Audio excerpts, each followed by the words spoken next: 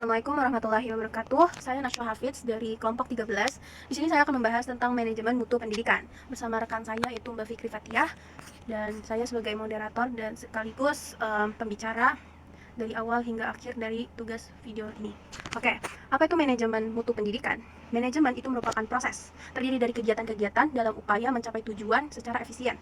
Pengelolaan di sekolah mendorong terwujudnya fleksibilitas atau keluasan-keluasan kepada sekolah dan mendorong partisipasi secara langsung warga sekolah seperti siswa-siswi, guru atau karyawan-karyawan yang ada di sekolah tersebut, dan masyarakat seperti orang tua siswa, tokoh masyarakat, pengusaha, lain sebagainya.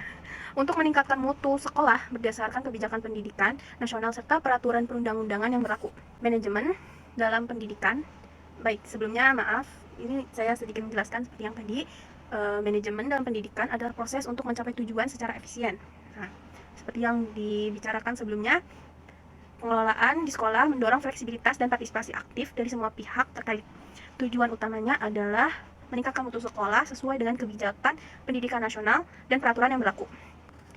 Pengelolaan yang baik di sekolah melibatkan partisipasi langsung dari siswa-siswi di sekolah tersebut dan masyarakat di lingkungan sekolah. Sekolah juga memiliki kemandirian dalam menetapkan sasaran peningkatan mutu, menyusun rencana, melaksanakan, dan mengevaluasi peningkatan mutu. Manajemen mutu pendidikan menjadi penting untuk memastikan layanan yang memuaskan bagi semua pihak yang terkait. Baik, di sini ada beberapa hal lembaga pendidikan yang bermutu. Menurut tim Whole District Development atau WDD, yang pertama ada visi dan misi yang jelas. Maksudnya, kita harus memiliki tujuan yang jelas untuk mencapai target yang disepakati sebelumnya. Yang kedua, kepala sekolah yang profesional. Mengapa kepala sekolah yang profesional? Kepala sekolah itu sangat bagian terpenting untuk mencapai tujuan dari rencana yang disepakati sebelumnya. Yang lebih membuat sekolah itu, lembaga pendidikan tersebut berkembang jauh lebih baik dari tahun sebelumnya dan menjadi lebih baik ke tahun berikutnya. Yang ketiga, guru yang profesional. Guru merupakan termasuk pembina pendidik yang memberi arah pendidiknya ke arah yang lebih sesuai sebelumnya. Oke, ya, manajemen yang kuat itu yang dimaksud sekolah tersebut menjadi terorganisir. Selanjutnya, kurikulum yang luas dan berimbang. Penilaian dan pelaporan prestasi siswa yang bermakna. Penilaian dan pelaporan prestasi siswa yang bermakna, kita di sini dapat mengapresiasi siswa pada siswa tersebut gitu. Dan terakhir, pelibatan masyarakat yang tinggi. Nah, lanjut aja kita ke peningkatan mutu pendidikan. Nah, mutu merupakan sesuatu yang dianggap salah satu bagian penting.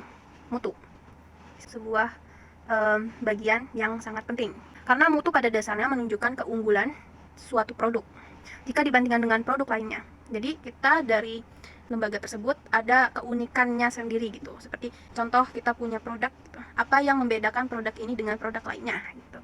Sama aja dengan keunggulan dari sekolah tersebut. Nih, misalnya keunggulan sekolah ini nih punya hafalan Qur'annya yang menjadi keunggulan dari sekolah tersebut.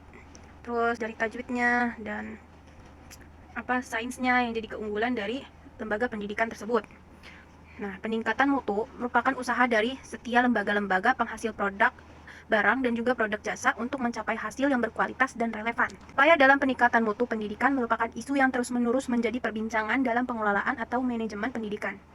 Ada beberapa hal yang pengembangan mutu yang terstandarisasi. Yang pertama, standar isi. Yang kedua, standar prosese.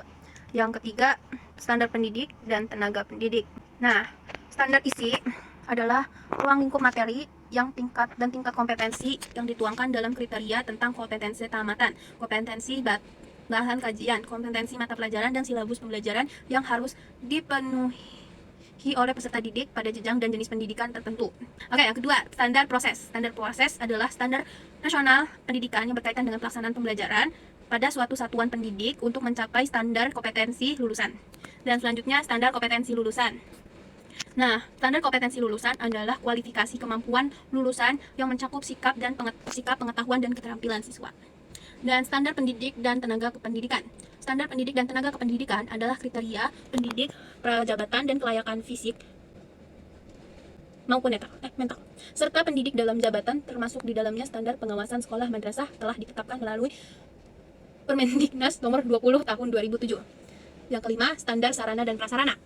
Standar sarana dan prasarana adalah standar pendidikan yang berkaitan dengan kriteria minimal tentang ruang belajar, tenaga berlatih raga, tempat beribadah, perpustakaan, laboratorium, bengkel kerja, tempat bermain, tempat berkreasi, dan serta sumber belajar lain yang diperlukan untuk menunjang proses pembelajaran termasuk penggunaan teknologi informasi. Standar pengelolaan.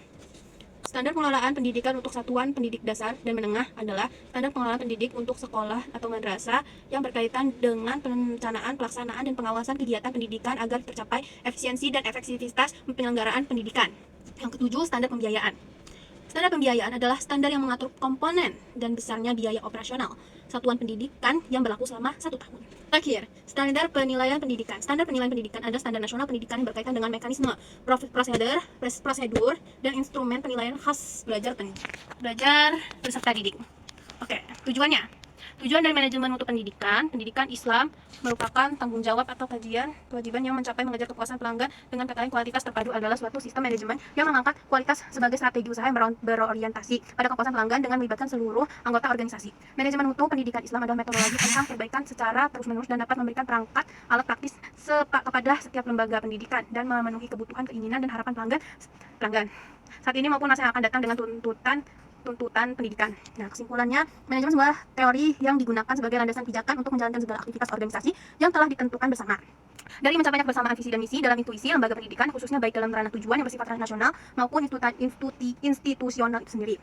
Peningkatan mutu pendidikan menjadi salah yang sangat urgen berkaitan dengan pelanggan dan penggunaan pendidik secara langsung peserta didik. Masyarakat pada umumnya terus memperbaiki, mengembangkan semua potensial yang secara kelembagaan dan difasilitasi oleh lembaga pendidikan di era otonomi daerah dan dalam konsep desentralisasi pendidikan dalam pengelolaan, pelaksanaan, pengembangan, dan penentu kebijakan serta terstruktur mulai dari pemerintah pusat, pemerintah provinsi, pemerintah daerah atau kota, lembaga pendidikan sampai kelas atau guru yang secara langsung menjadi eksekutor utama dalam proses rangkaian perjalanan pendidikan. Baik, dari sini saya ucapkan terima kasih, minta maaf bila ada kesalahan. Wassalamualaikum warahmatullahi wabarakatuh.